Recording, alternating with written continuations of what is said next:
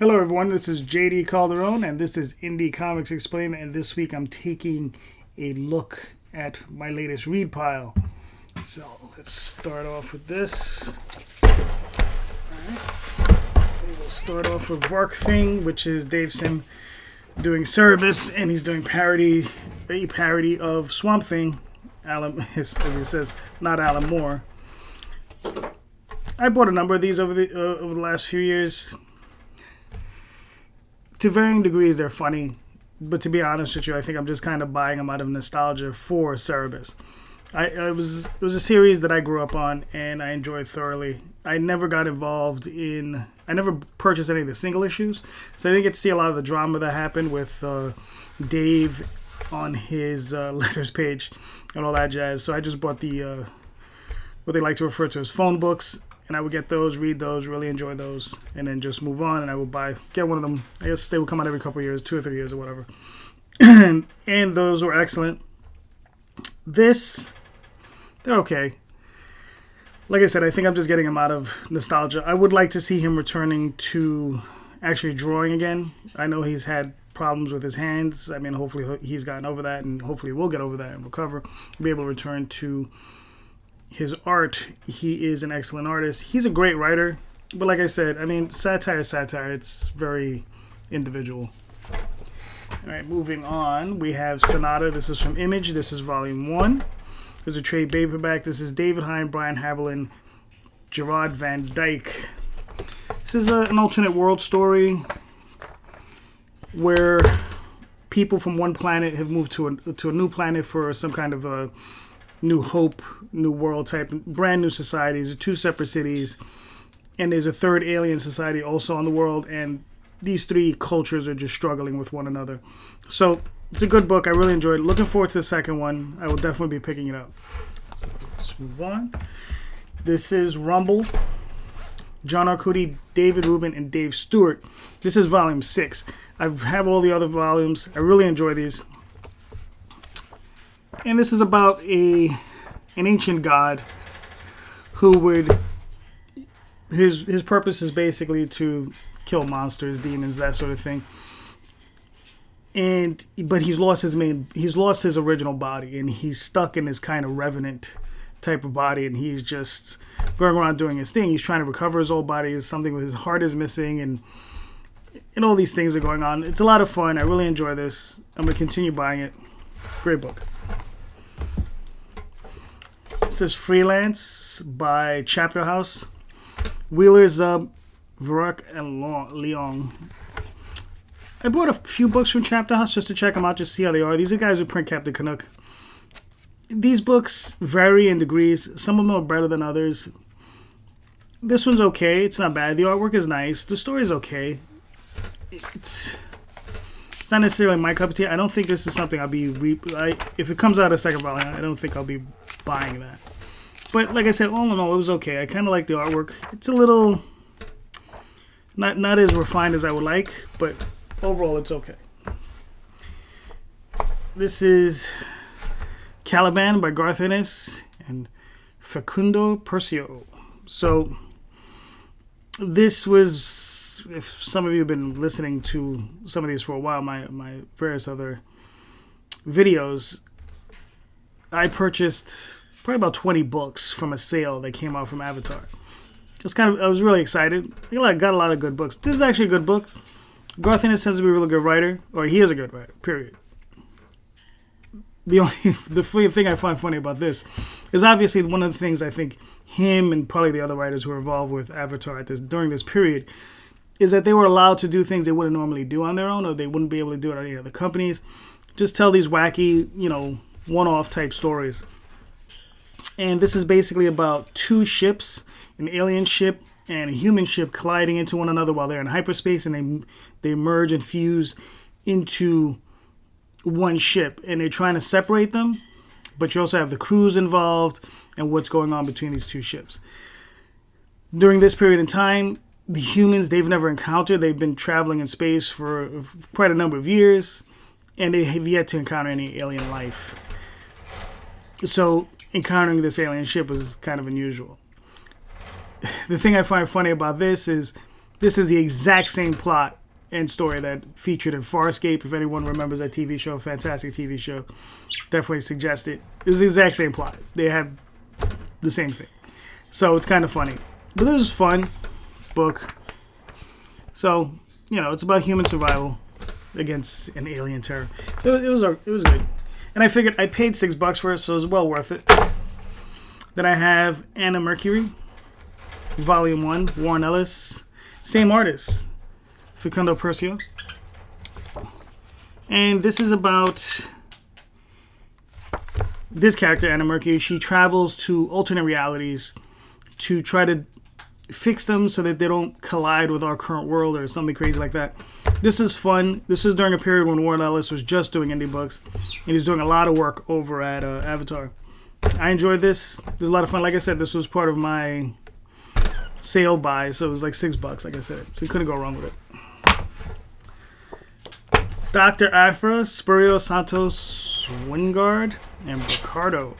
Okay, I've been buying this since the beginning. As far as trades, this is volume 6. It was originally started by Kieran Gillen and various other artists. I enjoyed the Kieran run. I enjoyed it when Cy Spurrier first started. This one wasn't as fun. There's only one more volume left in the series before they reboot it. I'll be picking that one up, and I'll probably be ending it there. I will not be picking up the reboot. I just don't like the direction a lot of the Marvel comics going. Also, the problem is that a lot of the writers they're bringing in just not as skilled as the original set they had in. So, but that remains to be seen. You never know. Sometimes you get. Also, I shouldn't say they aren't as skilled. They're not as well known. They're not as well known entities. Don't know who they are. Very, very skeptical as to what they're going to be able to accomplish. And mostly that has to do with the quality of the work. I could be completely wrong. These guys can knock it out the park. And it might be something I'll pick up. So we'll see. So moving on. We have, this is another one from Chapter House.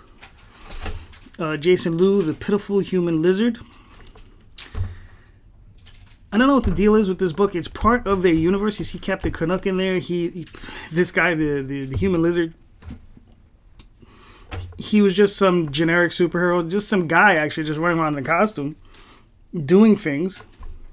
He could stick to walls. His father had developed some technology where he could stick to walls, and that's what the guy did. He stuck to walls.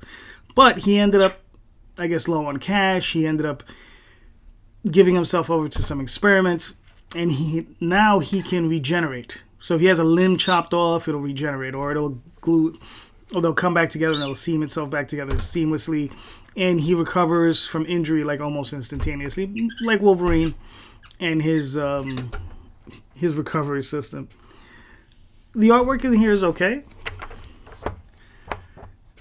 Jason Liu does the writing and the art. It's an interesting little book. This is definitely has the feel of a very strange indie book. This is the only one in the series I've picked up. I don't know if I'll pick up anymore. So far, I see the 4th volume is coming out. I don't know if I'll be picking up anymore. I did enjoy it. I don't know if I enjoyed it enough to pick up more volumes. Maybe one day I'll pick up the 2nd volume, but I do have an enormous pile of other books to get through.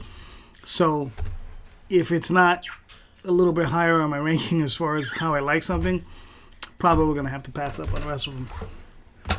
Okay.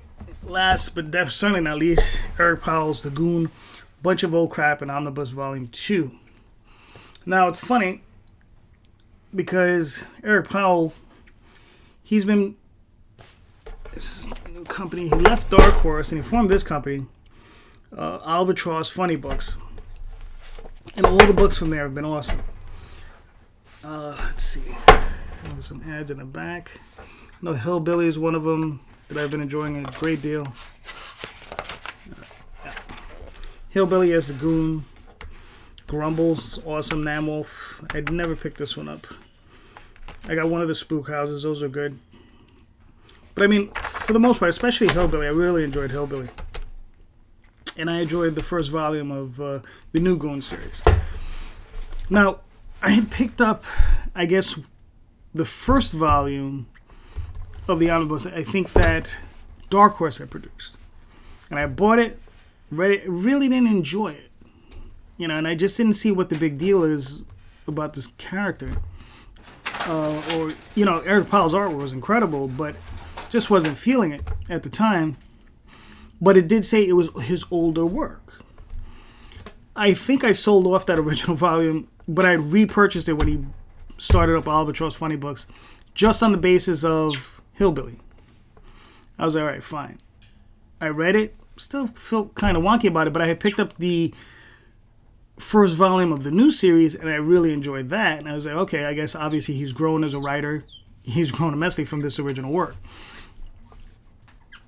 And in this volume is you see where he makes that leap.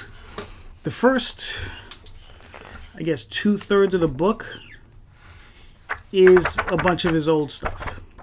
It's good, it's not great. But then there's a story in the back where he makes, I don't want to say a quantum leap, but he definitely does make a leap. Chinatown and the Mystery of the Wicker, I think that's it. Or this, yeah. Yeah, and this is the story where you can see him grow as a writer. He mentions that it took him probably about a year to write it. And maybe, I don't know, maybe he studied it more. Maybe he had just gotten to that point. I know in prose writing, they'll tell you have at least 1 million bad words in you before you can really write something that's worth reading. And I think at this point, he probably hit that point. He probably hit that saturation point. He hit that 1 million words or the equivalent of it in comics. And he just started producing really, really good stuff. And I think that's carried through because, like I said, Hillbilly really enjoyed it. The new Goon, I've been enjoying that. And I think this is the book where it shows you see that transition.